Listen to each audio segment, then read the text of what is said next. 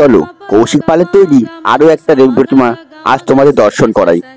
প্রতিমা শিল্পী কৌশিক পাল, অলঙ্করণে সৌরভ বিশ্বাস, আয়োজক দেবারণ পাল। মূর্তি পূজিত হবে আসামের কোকরাঝড়ের পাল রেসিডেন্সে। আসাম থেকে দেবারণ ভাই ভিডিওটি আমাকে পাঠিয়েছে।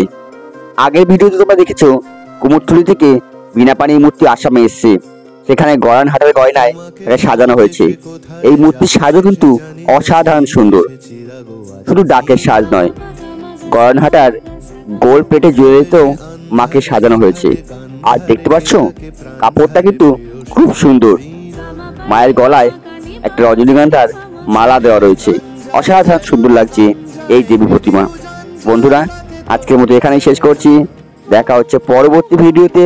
ততদিন সকলে ভালো থেকো আর সরস্বতী পুজো সকলে ভালো কাটিও। ধন্যবাদ।